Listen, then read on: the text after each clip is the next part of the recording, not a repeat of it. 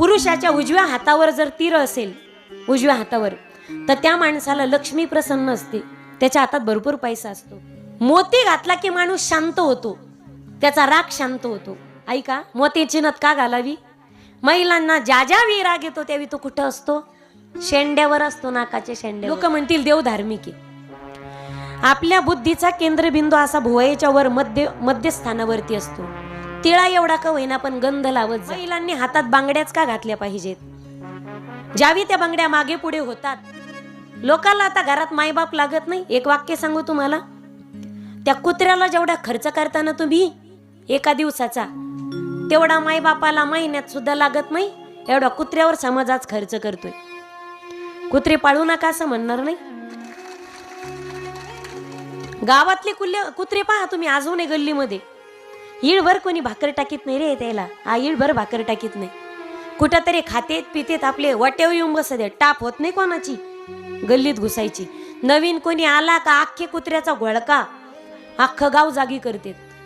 आणि हे कुत्र केसाळलेलं इतकं डेंजर आहे ते चोर आल्यावर झोपत आणि मालक उठल्यावर भोकत. पुण्यात गेलो आम्ही आणि पहा तुम्ही, पुण्याची लोक इतके डेंजर येतं. रिटायर झालेले, हाफ चड्डीवर, पुढं कुत्र आणि माग दुसरं कुत्र. ते समोरचा 4 पायाचं सांगत, हे मागचं 2 पायाचं, याला मी फिरून आणतो जरा. हे लई रोगाने ग्रस्त झालं. भ्रष्ट होत चालली संस्कृती. माईबाप, आपल्यापासून सुरुवात करा, जग आपोआप बदललेलं असेल. कुत्रा आलं तिकडून, एक ते पोरग आलं झिंजाळलं. मी विचारलं, का रे बाबा, बेटा तुझं नाव काय आहे? तो म्हणे, माझं नाव आहे मॉन्टी. म्हणलं असं? ह्या कुत्र्याचं नाव? तो म्हणे, या कुत्र्याचं ह्या कुत्र्याचं नाव सखाराम आहे, सखाराम. त्याचं नाव मॉन्टी आणि कुत्र्याचं नाव सखाराम. काहीतरी भ्रष्ट नाव काहीतरी ठेवू नका. आपल्या हिंदू संस्कृतीला एक वाक्य बोलू, ख्रिश्चन नावं ठेवू नका, ख्रिश्चन नावं ठेवू नका.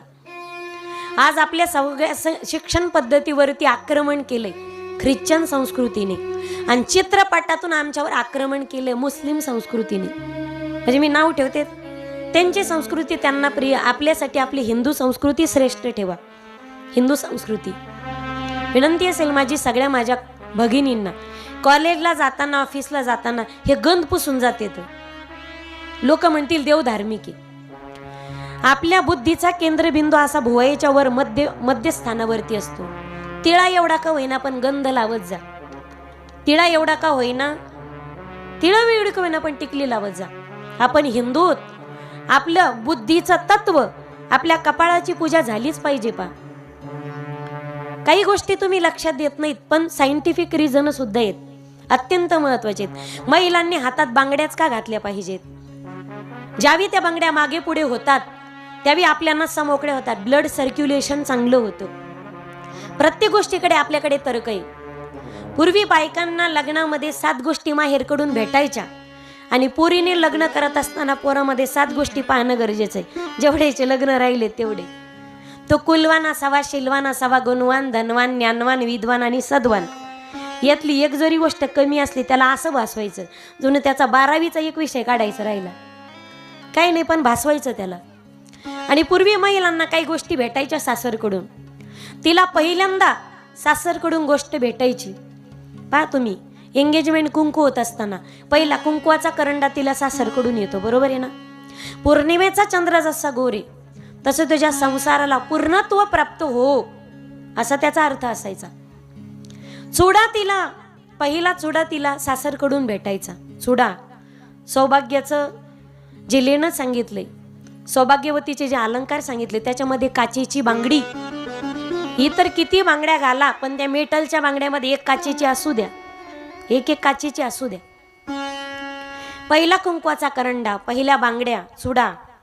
त्याच्यानंतर तिला सासरकडून गोष्ट भेटायची, ती म्हणजे नाकामध्ये नथ. ती मोठी असायची, वठाव पडायची. आता कोणी राहिलं नाही तशा डेंजर घालणाऱ्या. रुबाबदार महिना. डोंगरात जा तुम्ही, अशा इथं पडतात, इथपर्यंत पडतात त्या. तिला नथनी म्हणतात बरं का. अशी वर करून चहा प्यावा लागायचा, वर करायची चहा प्यायचा, ती बुडायची ना कशात. तिला म्हणायचे नथनी. त्याच्यानंतर त्याच्यापेक्षा छोटी नथ, त्याच्यापेक्षा छोटा खडा जो चमकणारा मेहबूबा, त्याच्यापेक्षा छोटी चांदणी, त्याच्यापेक्षा आणखीन काय काय येतं मी तुम्हाला सांगत राहीन जसं जसं आठवण तसं. त्या नथीमध्ये मोती असतात. मोती का असतात माहिती?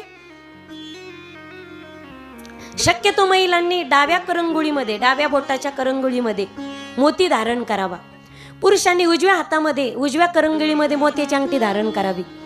महिलांसाठी म्हणजे सायंटिफिकली चांगली ती. कोणत्या हातात घाला पण करंगुळीत जर घातली आपल्यासाठी तर चांगलीच आहे ती. पुरुषांसाठी तुम्ही उजव्या हातात खडा वापरा मोत्याचा.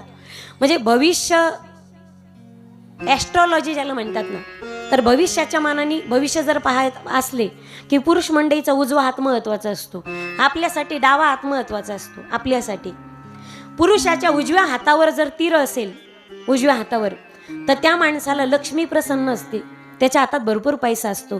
ज्याची मधली रेषा अशी सरळ मधल्या बोटावर सरळ जाते आणि ठसठशीत असते, पाहून घ्या, पाहून घ्या. जी धनरेषा जर सरळ असेल त्याला पैसा कधीच कमी पडत नाही. पण तुमची उजव्या हातावरची पाहिजे, आमची डाव्या हातावरची पाहिजे बरं का. आपली हाय बॉ डाव्या हातावरची. पुरुषाच्या उजव्या हातावर तीळ पाहिजे, हा तुमच्या डाव्या हातावर तीळ पाहिजे. आमच्या बी हातावर तीळ आहे दोघांच्या बी. पण माझ्या उजव्या हातावर आणि महाराजांच्या डाव्या हातावर म्हणजे दोघाचा बी उपयोग होत नाही. मोती घातला की माणूस शांत होतो, त्याचा राग शांत होतो. ऐका पुरुष मंडळी, हॅलो हॅलो हॅलो हॅलो. मोती घातला की माणूस शांत होतो. म्हणून महिलांना ज्यावेळी राग येतो बऱ्याचदा तो कुठे असतो? मोतीची नथ का घालावी? महिलांना ज्या ज्यावेळी राग येतो त्यावेळी तो कुठं असतो? शेंड्यावर असतो, नाकाच्या शेंड्यावर. म्हणून आपल्याला जास्त मोत्याची गरज आहे, शांत राहण्याची गरज आहे. म्हणून मोत्याची नथ घालावी, नथनी. मंगळसूत्र तिला सासरकडून भेटतं. मंगळसूत्राच्या 2 वाट्या म्हणजे सासर आणि माहेर. हे जरी 2 वाट्या असतील पण दोन्हींना ओवणारा दोरा मात्र एक असतो. म्हणजे बरे दोन्ही घरातून आलेले असतील पण विचाराने मात्र एकत्र राहा, विचार मात्र एक करा तर संसार सफल आहे. त्यानंतर पैंजण, पहिले पैंजण बाईला सासरकडून भेटतात. त्या पैंजणाला घुंगरं असतात, पैंजण असतात आपल्या पायामध्ये. पहिल्यांदा जी पैंजण भेटतात सासरकडून येतात. सांगू तुम्हाला, उजव्या पायातल्या पैंजणाचा आवाज म्हणजे सासरची इज्जत आहे, आणि डाव्या पायाच्या पैंजणाचा आवाज म्हणजे माहेरची इज्जत आहे. हे बाई, या गावात संसार करत असताना, प्रपंच करत असताना सगळ्या गावातल्या लोकांचं लक्ष तुझ्याकडे असणार आहे. म्हणून दोघाच्या इज्जतीचं भान ठेवून तुला या गावामध्ये नांदायचंय, आयुष्यभर संसार करायचाय. बापाच्याही नावासाठी, सासऱ्याच्याही नावासाठी, नवऱ्याच्याही नावासाठी. प्रत्येक गोष्टीचं काहीतरी तर्क आहे गड्या. एकदा प्रेमाने बोला सर्वजण, गोपाल कृष्ण भगवान की